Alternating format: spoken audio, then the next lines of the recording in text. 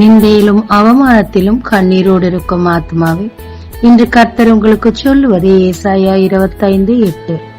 கர்த்தராகிய தேவன் எல்லா முகங்களிலிருந்து கண்ணீரை துடைத்து தனது ஜனத்தின் நிந்தையை பூமியில் இராதபடிக்கு முற்றிலும் நீக்கிவிடுவார். இஸ்ரவேல் ஜனங்கள் எகிப்தில் பார்வோனிடத்தில் அடிமைகளாய் இருந்தார்கள். நிறைய நிந்தை அவமானத்தை சந்தித்தார்கள். கொடுமைப்படுத்தப்பட்டார்கள். அதிகமாய் வேலை வாங்கப்பட்டார்கள். உடல் சோர்ந்து மனம் சோர்ந்து போனார்கள். தேவனை நோக்கி முறையிட்டு எல்லோரும் சேர்ந்து கண்ணீர் விட்டு கதறினார்கள். ஒரு நாளில் அவர்கள் சத்தம் தேவனிடத்தில் போய் சேர்ந்தது. மோசே என்னும் இரட்சகன் மூலமாக எகிப்திலிருந்த ஜனங்களை கானானுக்கு தேவன் கொண்டு வந்தார்.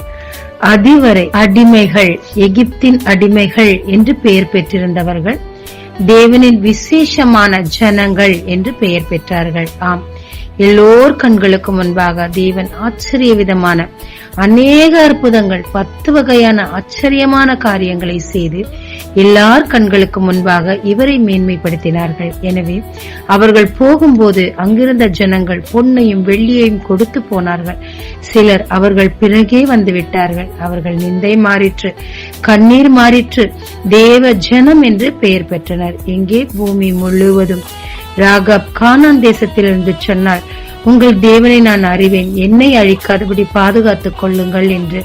அந்த அளவு ஒரு விபச்சார ஸ்திரீ, அடுத்த நாட்டில் இருந்தவள் கூட தேவனின் மகிமையை கேள்விப்பட்டார்.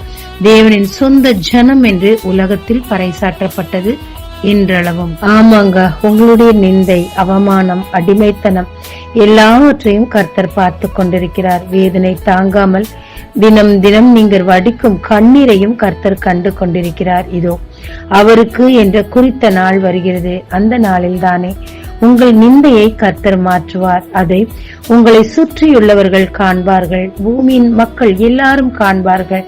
எல்லோர் மத்தியிலும் நிந்தை அவமானத்தையும் அனுபவித்த இடங்களிலும் தேவன் உங்களை உயர்த்துவார்.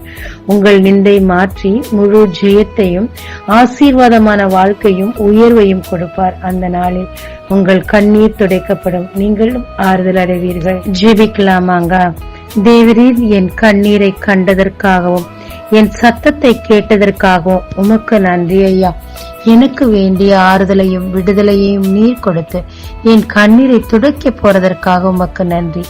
நானும் சோர்ந்து போகாமல் உம்மை நோக்கி பார்க்க கிருபை தாரும். இயேசு மூலம் பிதாவே, ஆமென். இயேசு கிறிஸ்துவின் நாமத்தில் இந்த நாளில் உங்களை ஆசீர்வதிக்கும் ஜீசஸ் விஷன்.